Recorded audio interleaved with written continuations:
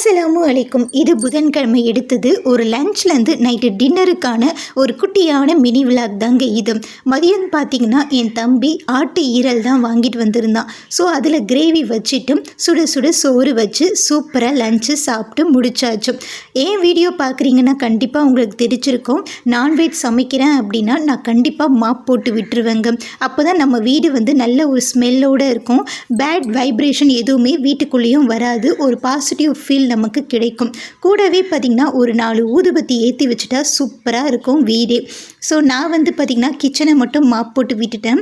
ஏன்னா அம்மா வீட்டில் கிச்சன் செப்பரேட்டாக இருக்கும், ஒரு ரூம் மாதிரி, வீடு செப்பரேட்டாக இருக்கும். ஸோ கிச்சனை மட்டும் மாப் போட்டு விட்டுட்டு அடுத்து ஈவினிங் வேலைகள்லாம் இருக்கும்ல, பாத்திரம் கழுவுறது, வீடு வாசல் பெருக்கிறது அப்படின்ட்டு அந்த வேலைகளையுமே முடிச்சுட்டு அடுத்து டின்னருக்கு வந்தாச்சு.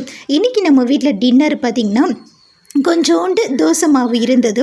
அதில் கொஞ்சம் ராகி மாவு சேர்த்து ராகி தோசையாக சுட்டு எடுத்தாச்சு. எங்கே போனாலும் நம்ம இந்த மாதிரி ஃபாலோ பண்ணுறதை மட்டும் விடவே கூடாது. ஸோ 2-3 நாளைக்கு ஒரு வாட்டியாச்சு ஒரு சிறுதானியத்தை எடுத்துக்கிறது நல்லது. ராகி தோசைக்கு பார்த்திங்கன்னா மதியம் வச்ச அந்த ஈரல் குழம்பு தான் வச்சு சாப்பிட்றதுக்கு சூப்பராக இருந்தது. இதோடு நம்மளுடைய டின்னர் விலாகையும் முடிச்சாச்சு. பிடிச்சிருந்தா சப்ஸ்கிரைப் பண்ணுங்கள். பாய்.